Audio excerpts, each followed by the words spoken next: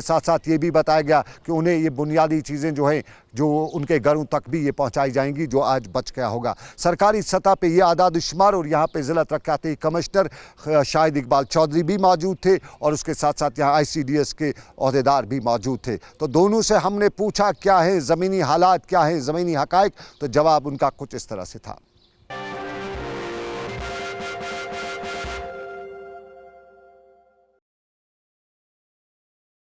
देखिए, जैसे दुनिया भर में तमाम ममालिक आज एक जंग लड़ रहे हैं कोरोना वायरस कंटेनमेंट को लेके।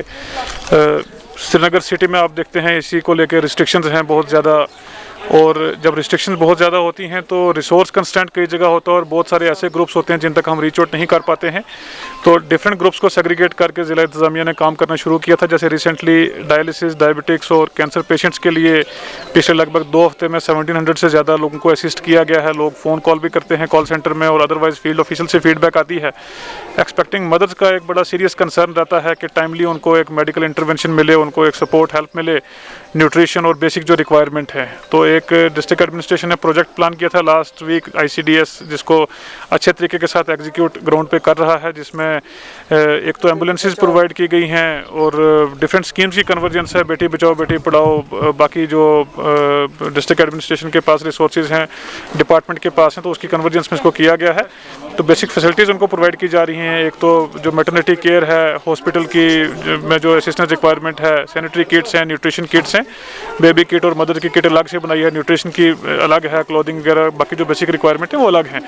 तो तमाम ऐसी एक्सपेक्टिंग मदर्स को सर्वे किया गया है और बेसिक असिस्टेंस आने वाले 2-3 महीनों में मिनिमम प्रोवाइड किया जाएगा। फिर जैसे सिचुएशन एमर्ज होती है तो उसको कंटिन्यू किया जाएगा।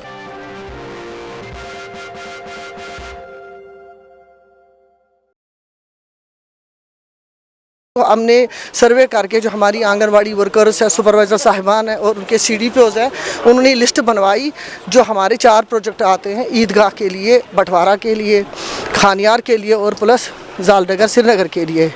तो ये कुल मिला के हमारी 588 आती हैं जो रजिस्टर्ड हमारी हमला प्रेग्नेंट लेडीज़ है हमारे एरिया में।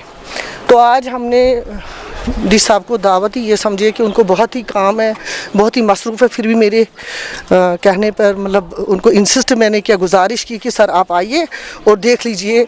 तो कुछ जो हमारे इस लड़के हमने इन पर काम पे लगा दिए, तो 200 के करीब उन्हें आज तैयार किए थे बेबीज़ किट के और 200 किए थे मदर्स किट के लिए। तो शुक्र है अल्लाह का कि वो हमें कुछ हमारे पास 20-25 के करीब प्रेग्नेंट लेडीज़ आई थी जिनको हमने दे दिया।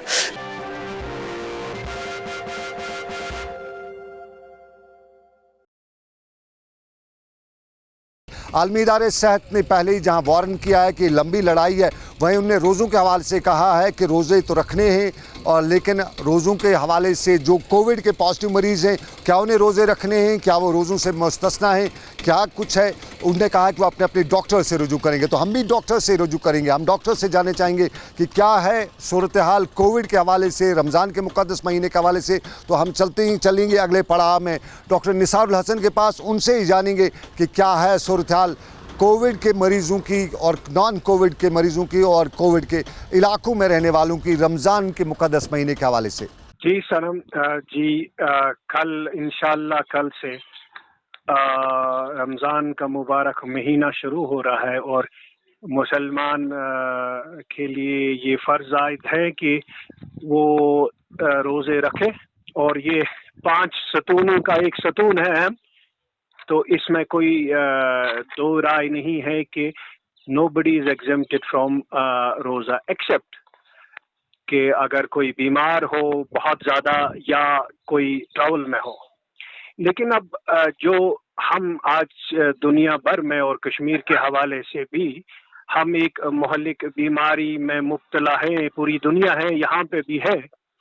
तो और खदशात है, और मुझे भी कल से फ़ोन आ गए पेशेंट्स के हवाले से, लोगों के हवाले से, कि क्या रमज़ान के महीने में हम रोज़ा रख सकते हैं। एक पॉइंट ये था, क्या फास्टिंग से, रोज़ों से ये खतरात बढ़ जाता है कि ये वायरस हम पे हावी हो जाएगा या we will contract it more. ऐसा बिल्कुल गलत है कि फास्टिंग की वजह से you are not at increase risk. ये कतई नहीं आपका रिस्क बनता है। फास्टिंग और इसके साथ कोई नहीं है कि जिस तरह फास्टिंग वाला है रिस्क पे, उसी तरह नॉन फास्टिंग वाला भी है। दूसरा, आपने जो सवाल पूछा, अगर जो लोग इन्फेक्टेड हैं, जो लोग इस मर्ज में मुब्तला है, क्या वो रोजा रख सकते हैं? आपने देखा होगा कि हमारे मैं साइंटिफिक, आप आलिम दीन नहीं है, मैं साइंटिफिक तरीके से पूछ रहा हूँ। आलिम, जी साइंटिफिक, ये थोड़ा सा क्लियर करना चाहेंगे हम डॉक्टर साहब कि आप सिर्फ एक साइंटिस्ट हैं, आप डॉक्टर हैं, आप आलिम दीन नहीं। आलिम दीन, आप साइंटिफिक तरीके से हमें बताएं। क्या वो लोग रोजा रख सकते हैं? मैं कहता हूँ साइंसी हिसाब से, डॉक्टरी के हिसाब से मेजॉरिटी ऑफ द पेशेंट्स जो है वो माइल्ड है, या तो उनमें सिम्टम्स नहीं है या बहुत जुकाम की तरह सिम्टम्स है, वो पॉजिटिव है। उनके लिए कोई एग्जम्पशन नहीं है, वो रोजा रख सकते हैं क्योंकि उनको सेहत के हवाले से there will be no effect. हाँ, अगर कोई सीवियर बीमार है, जो हमें इस वक्त अभी कश्मीर में कोई नहीं है, जो क्रिटिकली इल है, जो दवाइयों पे है, दवाइयों के बगैर वो नहीं रह सकता है, या he is on IV drugs, IV fluids, उसके लिए एग्जम्प्ट है। लेकिन शुक्र ये है कि हमारे अस्पतालों में इस वक्त वैसा कोई पेशेंट नहीं है।